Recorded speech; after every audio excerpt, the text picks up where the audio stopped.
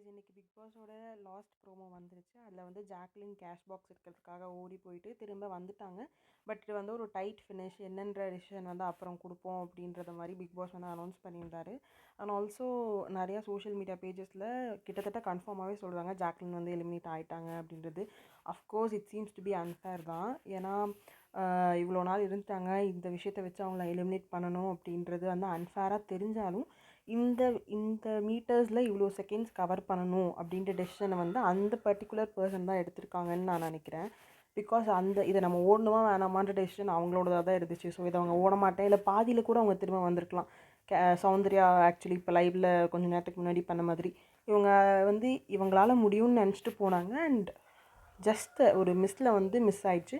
And அது வந்து completely unfair அப்படின்னு நம்ம சொல்லிடவே முடியாதுன்னு நான் நினைக்கிறேன். ஏன்னா அந்த பர்டிகுலர் பர்சனோட டெசிஷன். ஆனால் அவங்களுக்கு அவங்களோட கேம் இவ்வளோ நாள் இருந்தது, கண்டிப்பாக இது அன்ஃபேர் தான். இந்த விஷயத்தினால செல்ஃபாகவே அவங்க எலிமினேட் ஆகி போகிறாங்க.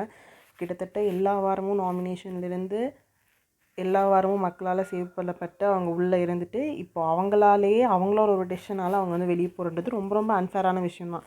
பட் வந்து இந்த கேமே அன்ஃபேர்னு நம்ம சொல்ல முடியாதுன்னு நினைக்கிறேன். ஏன்னா இந்த டெசிஷன் வந்து அவங்களோடது. அண்ட் இது வந்து அவங்களால ஓட முடியும், இதை நான் முடிச்சிடுவேன்னு நம்பி தான் அவங்க ஸ்டார்ட் பண்ணியிருப்பாங்க.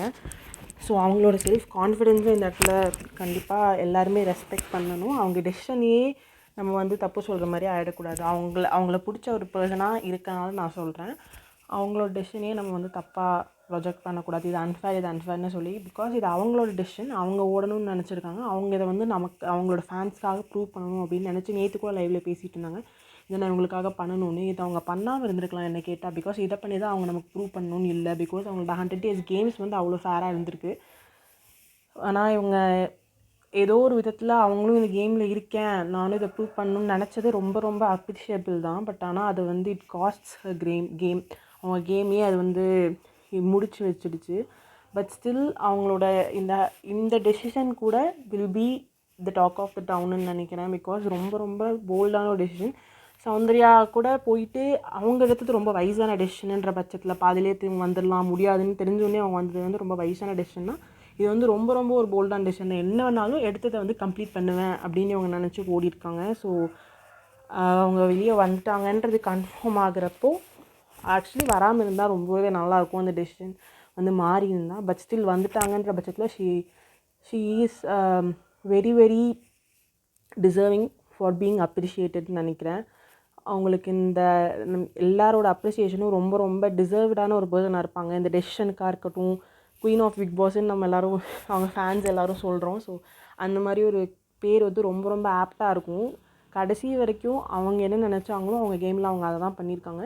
ஸோ ரொம்ப ரொம்ப டிசர்விங்கான ஒரு பர்சன். ஃபைனல் ஸ்டேஜில் இருந்திருந்தாங்கன்னா இன்னும் ரொம்ப சந்தோஷமாக இருந்திருக்கும். பட் அது வந்து நடக்கலை.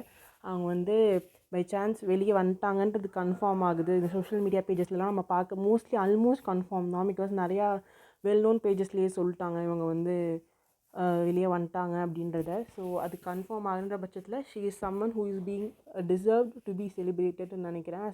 For her game, for her determination, for her boldness எல்லாத்துக்குமே. ஸோ ஜாக்கோட ஃபேன்ஸ் யாரெல்லாம் இருக்கீங்களோ அவங்கள பற்றி என்ன நினைக்கிறீங்கன்றத கமெண்ட்டில் சொல்லுங்கள். ஸோ அவங்களோட டெசிஷன், அவங்க எடுத்த டெசிஷனில் அவங்க வந்து செல்ஃபாகவே வேறு யாராலையும் இல்லாமல் அவங்களே வெளியே வந்திருக்காங்கன்றதை let us be proud. Okay, thank you. Like பண்ணுங்கள், ஷேர் பண்ணுங்கள், சப்ஸ்கிரைப் பண்ணுங்கள்.